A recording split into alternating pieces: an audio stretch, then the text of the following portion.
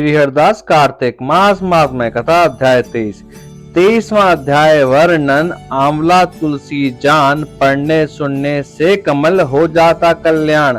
नारद जी बोले, हे राजन, यही कारण है कि कार्तिक मास के व्रत उद्यापन में तुलसी की जड़ में भगवान विष्णु की पूजा की जाती है।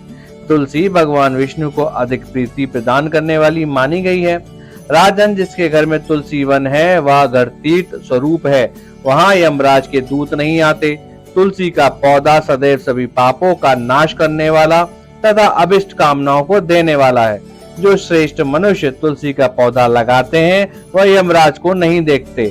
नर्मदा का दर्शन, गंगा का स्नान और तुलसी वन का संसर्ग, यह तीनों एक समान कहे गए हैं। जो तुलसी की मंजरी से संयुक्त होकर प्राण त्याग करता है वह सैकड़ों पापों से युक्त ही क्यों ना हो तो भी यमराज उसकी ओर नहीं देख सकते।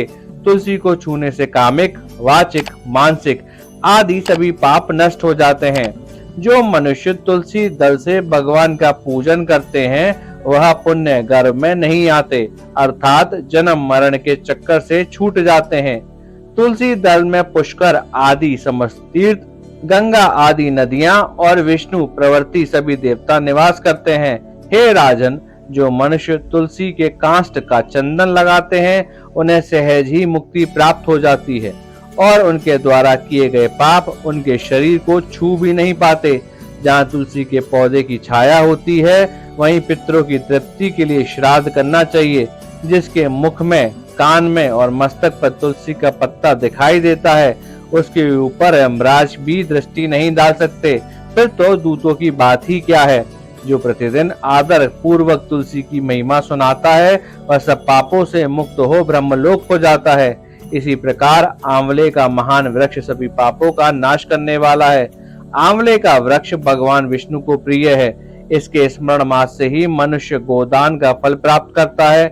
जो मनुष्य कार्तिक में आंवले के वन में भगवान विष्णु की पूजा तथा आंवले की छाया में भोजन करता है उसके भी पाप नष्ट हो जाते हैं।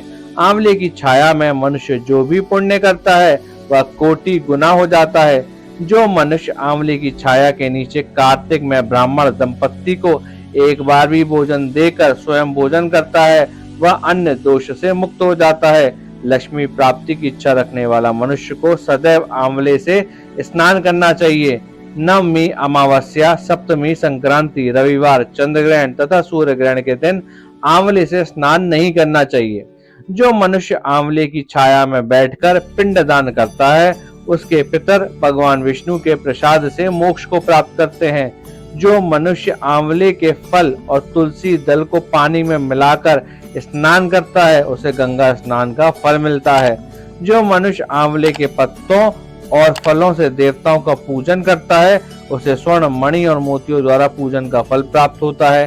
कार्तिक मास में जब सूर्य तुला राशि में होता है तब सभी तीर्थ, ऋषि, देवता और सभी यज्ञ आंवले के वृक्ष में वास करते हैं। जो मनुष्य द्वादशी तिथि को तुलसी दल और कार्तिक में आंवले की छाया में बैठकर भोजन करता है उसे 1 वर्ष तक अन्न संसर्ग से उत्पन्न हुए पापों का नाश हो जाता है।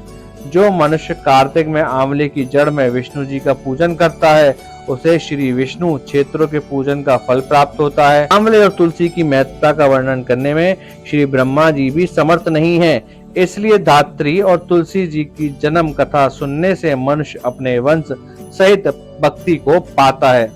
ऐसे ही दिव्य कथा सुनने के लिए वीडियो को लाइक करें, चैनल को सब्सक्राइब करें और कमेंट करें। जय श्री हरि।